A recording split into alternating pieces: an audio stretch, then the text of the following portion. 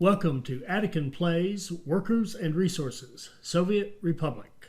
All right, hi, this is Attican and welcome to Series 4, Episode 13 of Workers and Resources, Soviet Republic. Now, I've had Episode 13 done and threw it away, just didn't like it. And then I did it again, didn't like it. So this one, I've decided I'm going to like no matter how it comes out.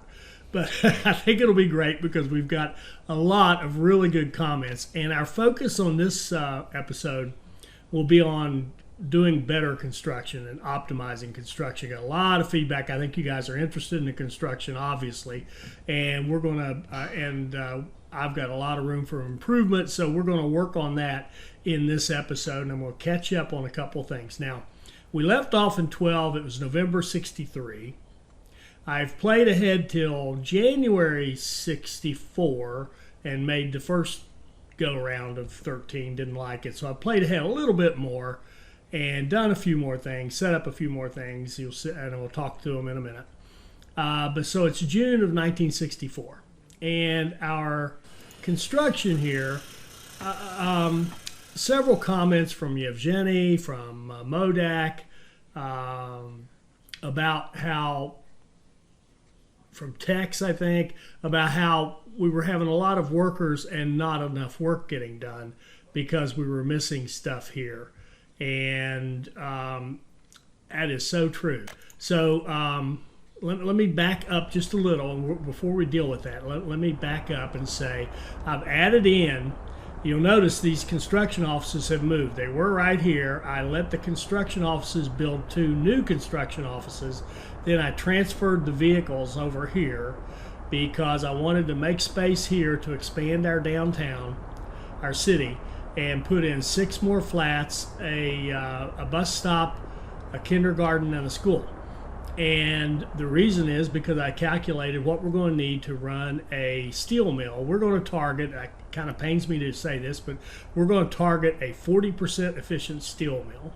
This steel is not a big export. It's not driving our economy. It's just to hold down costs on construction, particularly stuff like this that we'll get to in a minute. You'll see. And so what I want to do for those flats, that's to give us more room, more headroom, so that we can support an iron ore mine. It'll be right up here. I kind of marked a great spot for an iron ore mine right up here. We're going to have iron ore processing down here near this train station, and we'll run transfer engines to run it over here to this side where it can be moved by conveyor into the steel mill. So we're going to take kind of one bite at a time here and say, okay, let's get the steel mill and the iron going.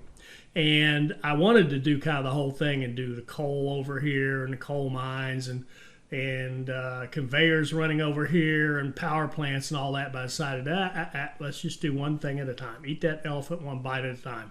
So we're going to do this, finish off our steel mill and get that iron ore going eventually, and so that we can cut down on import costs. Now, a bunch of comments about kind of the way we're doing construction management. One was Tex noted that the loading of the gravel was really slow when you do it here without the aggregate loading. True statement. I had it here. In fact, Machik used to call me on that all the time. Where is old Machik? I haven't heard from him in a while. But anyway, what I did was I killed this one here, the gravel storage, moved it over here, and attached an aggregate loading, so the loading will be faster. That'll help some. But I might be, in a way, too little too late, because we're past the gravel. We've actually gotten this thing past the gravel, and it probably was way slower than it needed to be. But, the cow's out of the barn. Now we're going to fix the door. All right, so that's one thing. The other one is that Dennis and Tex both mentioned that in order to move you'll notice at our, and it worked here too as well, but if you'll notice there's a crane. We've got a crane up here helping our construction at the steel mill. Well, how did it get up there? Because those things won't move. It got up there because I took Dennis's advice and Tex's advice and bought one of these guys, an SKD 706 RT. And it's interesting if you look at it, it says it can load 13-ton vehicles, right? Well, if we look at the A2 crane that we're running, it only weighs 9 tons, so it's a little bit deceiving, but it will not load unless you have that kind of double flatbed truck like you have with the that big boy. I think he's out on the road here. This guy, is it this one? Yeah, this guy here. Yeah, well, it's not a double flatbed. It's just a bigger bed. But without that bigger bed, you can't load the crane, and the crane will just sit there in your construction office and never be used. Now, can you build these without it? Yeah, but it speeds it up a lot. All right, so the other thing we're going to do here, Dennis has shared kind of his configuration. He runs 4 construction offices, and I'm not going to try to mimic everything he does right now, but I am going to set up another construction office. And this one I'm not going to have enough patience to let these fellas build their own construction office. I'm just going to build a silly thing and put in a road for it.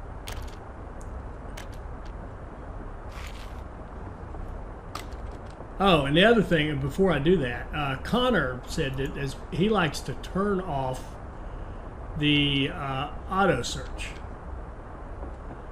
And I've done the same thing because I'm ended up having to go out and cancel all the constructions anyway. So if you turn off the auto search, then you can queue things up for construction as you go. So I am actually going to build that. I'm going to build that.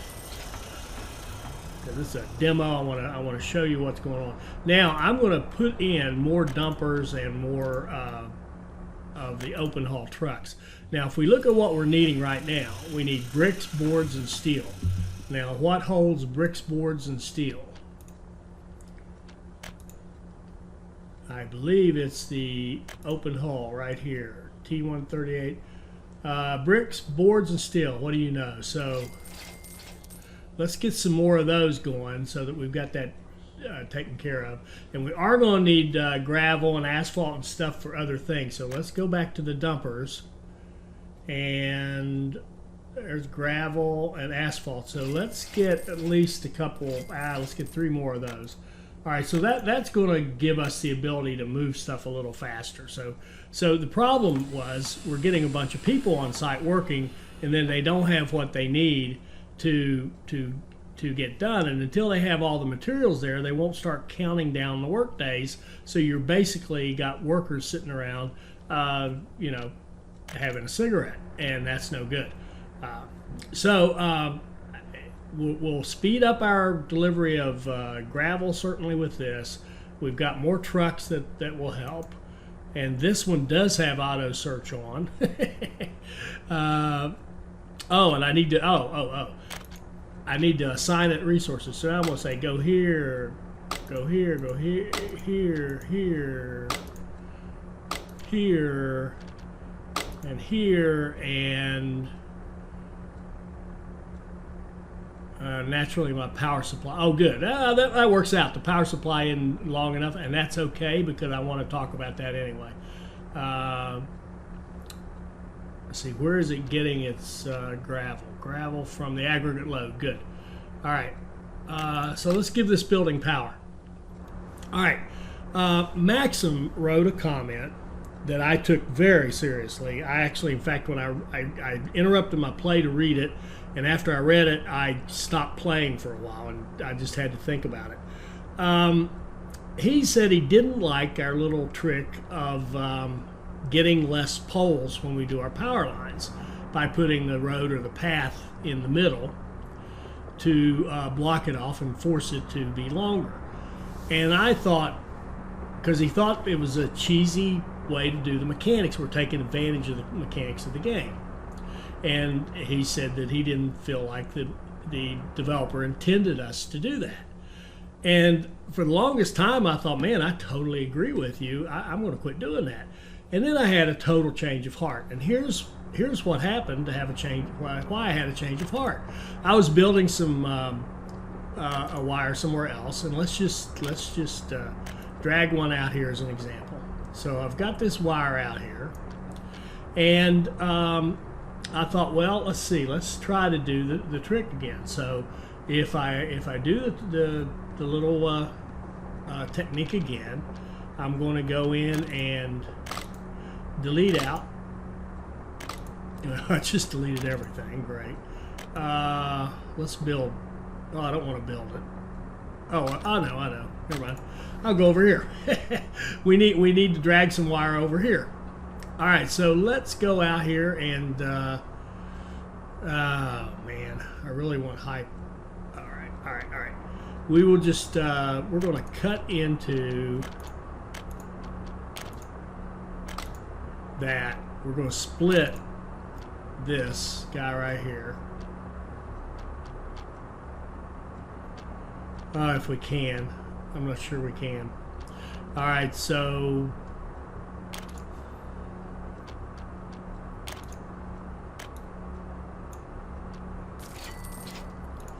that didn't work so great. All right.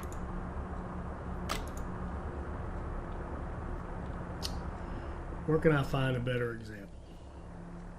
All right, right here. When we build this power plant, it has a hookup for a high voltage wire right there. Now, if I just drag this out and let it do its usual spacing, I know that I'm going to have a lot of stuff going on in this area right here. I'm going to get coal down here somehow, some way. I'm going to get my iron over and around and in here. I'm going to have roads coming out of here. And I don't need 25 poles in here getting in the way, or even 3. So I'm going to be really tempted to, of course, take out that middle one and stretch it out. But here's the thing that convinced me that that's okay. If I go like this and say I wanted to stretch this out, and I'm going to build a wire, with a high voltage on over to where we're going to have the coal, which we'll need anyway. So maybe we'll just go ahead and build this. If I go in here and take out all these middle ones, well, shoot, I just took them all out again.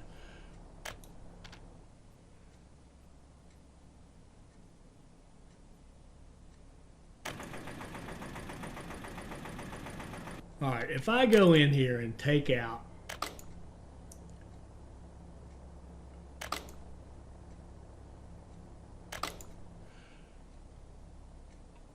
all those like that, and then I put a road in here, or a path, either one, between them, like so.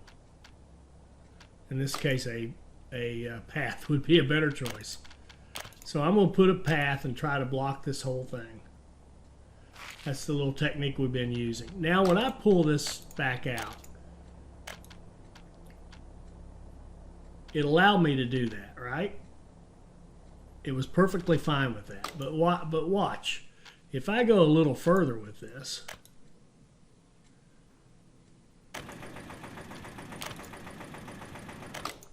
and take that one out and extend my path,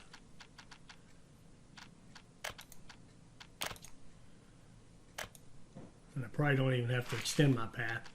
Now, if I try to build this one, whoops, I've got the wrong thing. If I try to build this one, look at this. Distance between poles too far. That tells me that there is a legal distance that you can put these poles.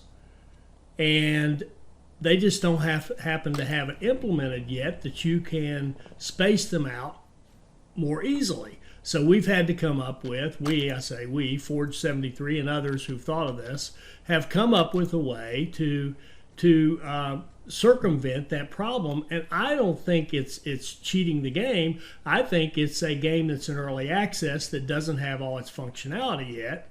This is a possibility. And that eventually we will be able to say, give me maximum length between poles. See, distance too far. But if I take out that little piece of pathing,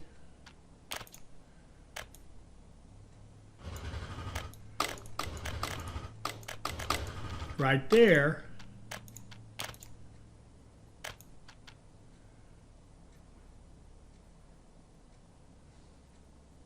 whoops, sorry I did that. I missed there. And go right along my little path. Look what happens at the end of that. It's perfectly fine letting me build that. Now, did I just cheat? No, I really, yes, maybe I did. And if you want to be a purist, let's say I did. But at the same time, I think all I'm doing is allowing, because this is not a mature game yet, I'm able to do something that I believe will be in the game, the ability to stretch those wires out. Because if we had power right here, I don't mean to beat this. It's a dead horse as far as I'm concerned. Don't mean to beat it to death. But if we had power right here, and we were going to run a line all the way across here like this, way over here, to maybe something we've got going on over here, or to a border spot where we could export that power, we would be nuts if we didn't spread our poles out as far as we could. And anybody building it in the real world would be nuts if they didn't spread it out as far as they could and keep the costs down and keep the maintenance down and make it easier to build and faster to build. Other than that, there's no advantage. So I don't want to confuse reality with a game. We're talking about game mechanics. And Maxim's comment was a great comment, really got me thinking. But at the end of the day, I'm going to keep stretching these out because I think the game is allowing us to do it. And I do think that eventually we will be able to do that as part of the base game, that we'll be able to build longer extensions like that. Now I'm just going to go ahead and build that. Now I've got that space reserved for my power line, and I can work around that when I start doing the rest of my build on the steel mill. Okay, so Maxim, I hope you're not too disappointed in me. All right, so what else did I want to say? Okay, so we've got more dump trucks. We've got more open beds to haul the stuff they need up here.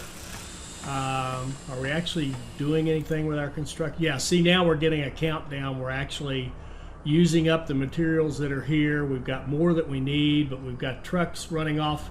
See here, look at this. We've got trucks lining up to grab gravel and to grab all kinds of stuff to keep us going. We've got our construction projects. I'm not sure what I'm building down here yet. Well, that one, obviously. I think I got all these other ones turned off. Oh, okay, the trains. We wanted to talk about the trains. I think it was Yevgeny and Modak were talking about the trains aren't running properly. Do you have too many trains because they're all queued up and waiting? And why aren't two going into the station at the same time? Well, pretend you don't see this. There, I just gave you the answer. But here's the thing. Now that I took those off, watch our trains. Watch the first train that comes back here. Okay, well, he made it through, but watch this next one now that there's a train in the platform. Okay, now he stopped. He should have, one of these should be green, right? He should be able to go in there. Well, the reason he can't is because, remember, in this game, when you connect track together, you've now said that all of this is one block. Well, all of that is a block, including the station. The station is not a block boundary. So we have a block that goes from here all the way up and back into here. So any train in there is going to show this entire block, in other words, all of this as full, and both of these are going to be red. And watch what happens when I put a signal right back here behind this one. Did you see that? He turns green. He's got the blue, which means from a chain point of view he can go. He's got the green here, he can go, and he'll just mosey right on into the station, even though this other one's still in there. Okay, so that was one thing. But you know what? That's not so bad, and let me explain why. I'm actually going to take that right back out, because here's the other thing about, do we have enough trains? What you're trying to get, and now this sucker's going up. What you're trying to get is to make sure that nobody waits for more than an hour, or an hour. You know, you got that hour counter. The worker will come up here. They'll wait on the platform for up to 1 hour.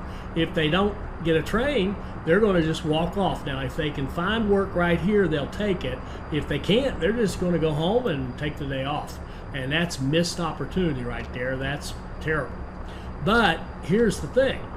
If we let those trains just run in there willy-nilly as fast as they want to, then what could happen is we get them all stacked up here, and one's pulling out right after the other. They're barely getting any passengers. When that last one leaves, then somebody's going to come on the platform to wait to go to work, and he's got to wait until that first train makes the run, the complete run, to get back to pick him up.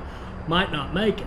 But the interesting thing is, by delaying the train here, and remember, the trains coming back are empty, but by delaying the train right here and saying, well, why don't you wait until that train's gone and we'll come in here one at a time, now we've got a steady flow of trains coming into the platform, and we never miss a person. So we're not going to miss any workers. We're going to get them all with the little configuration we've got here with these 4 little trams. So hopefully that made sense to you. Now, would I advise doing this? No, as soon as we get something else going. So if we, and Modak, yes, I'm hearing your lobbying for a medical university right over here. I've heard you, and there's a good chance we'll do that. Why not? Haven't built one yet, might as well. But in fact, we'll let our crack construction team build it. But I wouldn't do this if I needed that flow of traffic to be really fast. So obviously, once I have more trains coming in from other places, or if I had a train, maybe I had some more homes here, wanted to run some people in to go downtown, you know, had another community out here, a little bedroom community, wanted to run them into town by train, then of course we would want people to go in and get in there, the trains to move as quickly as they could. But right now, just for our little circumstances of our simple line running up here, it's really kind of perfect to tell them not to go in there, to have them come in there one at a time. I mean, we could even shut off one of the lines. We could just say, okay, let's just delete that and just have one track.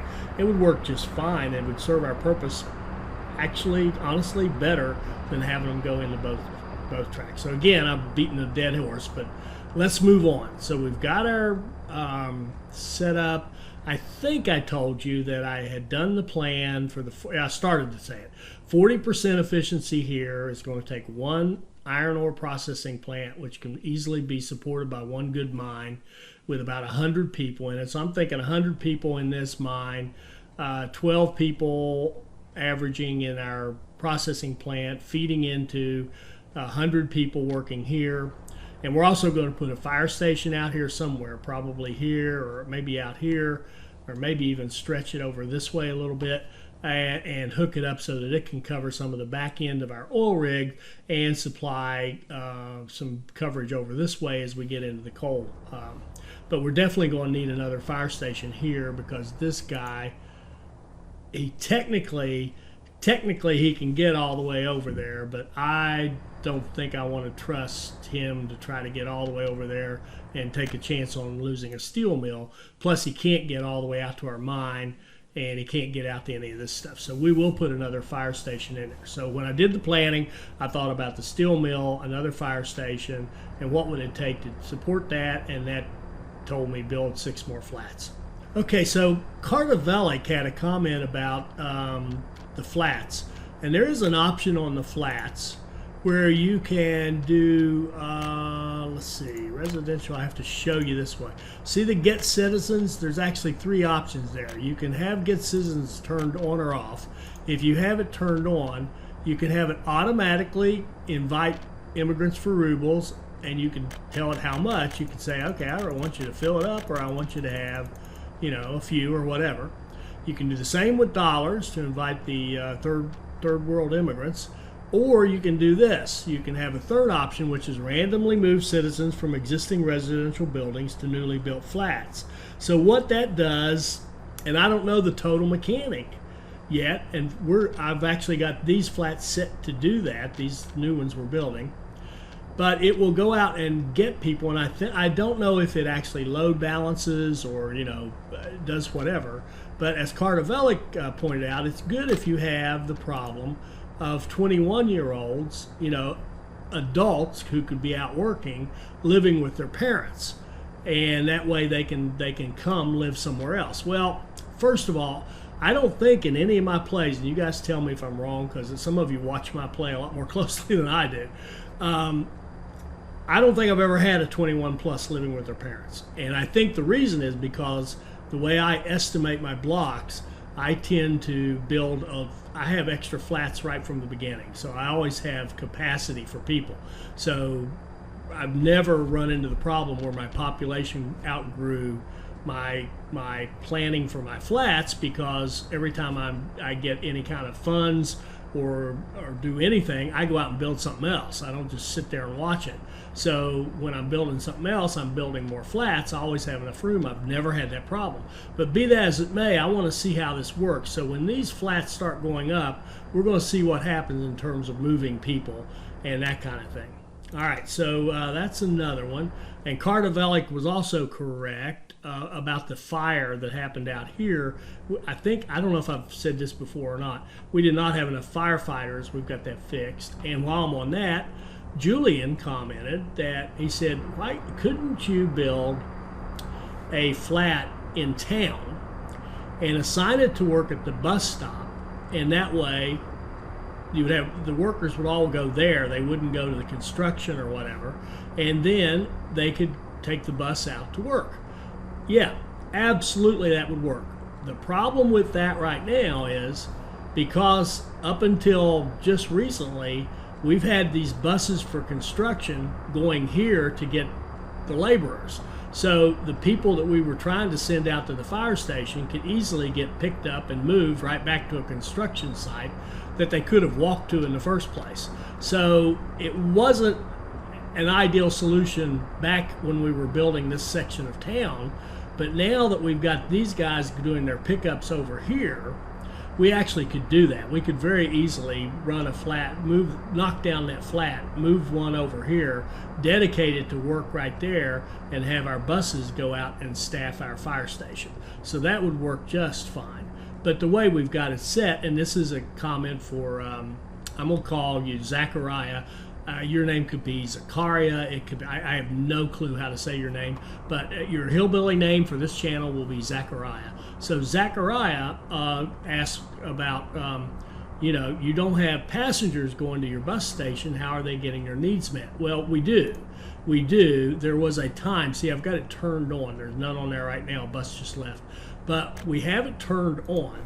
And these people have been going out and getting their needs met. They still got some work to do to get to 100%, all of them. But they're getting there. And it's probably just a matter of, when I first had it done, I did not have it turned on because nobody lived out here. Then when I put that flat in, I did turn that on. And maybe I didn't do it right away. I don't know. But it is definitely turned on. And the buses pick up the passengers. They go down here and get off. They walk over to our shopping center, and they're all happy. Now, speaking of happiness, had a huge, oh my word, kind of moment. I had a bunch of defections, and I noticed that the happiness overall was getting poor. And by the way, I'll say it again, when you reload after a day or two away, make sure you go check everything. Check your economy, check your population stats. Make sure this is up here, not down here. And what I saw was it had gone backwards. And in fact, if we look at last month, maybe it's before that now.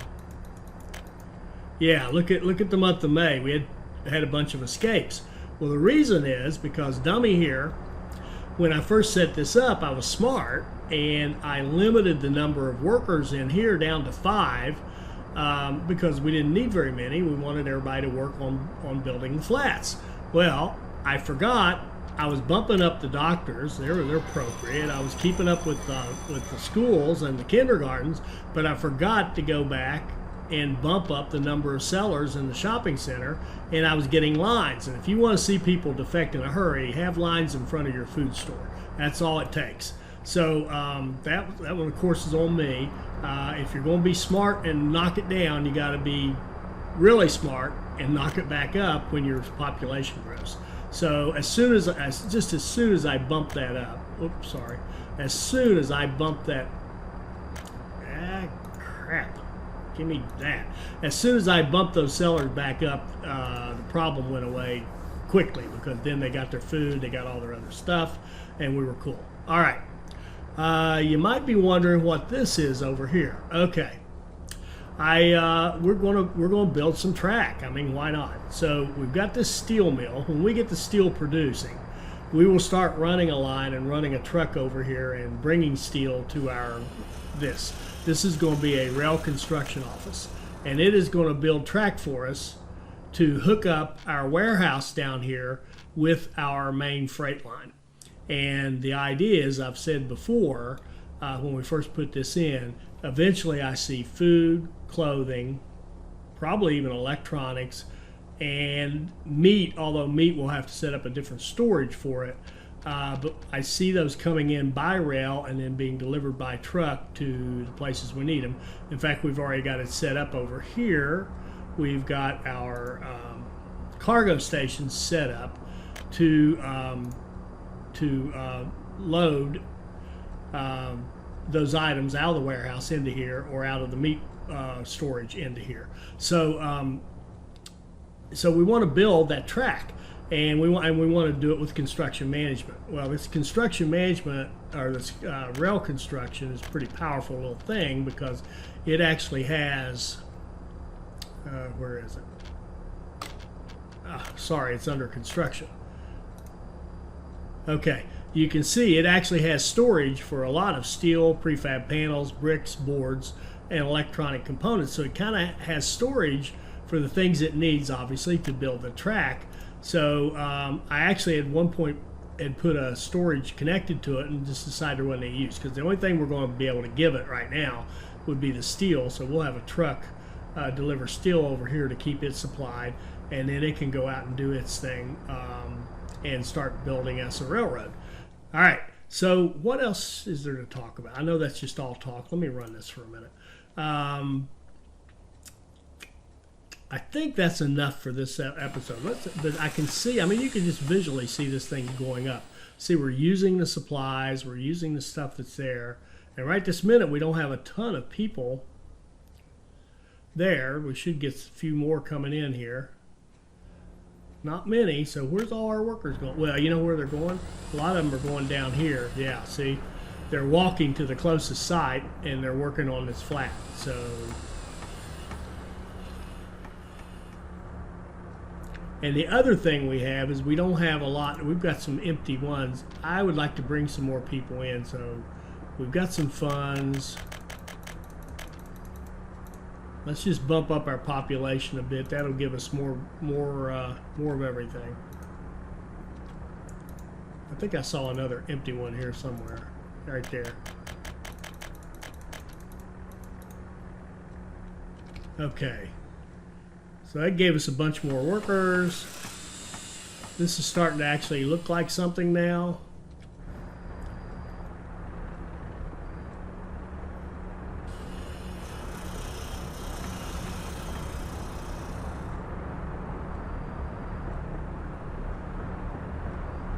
And I think what we can do with this, I think if I say continue this, I believe, can I turn down the number of workers? Yes, that's what one of the things Connor was talking about. If I turn down the number of workers, can I, and those two showed up before the turn down went into effect, they'll go away. Can I not start delivering all the stuff we need? And would that be a wise thing to do? So now instead of saying, okay, I'm going to turn it off completely, I'm going to let all my trucks and stuff load up the stuff we need to build these buildings. But we'll focus our workers on one particular building.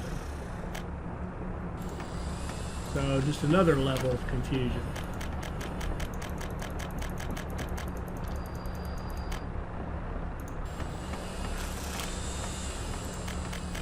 So I'm turning it back on, but I'm turning the number of workers to 0. So the workers will not go to that site. They'll go to this nearby one here, and some of them will come down here. And when we get that one flat done, we're going to get back into the steel. I want to see that stinking steel mill get finished.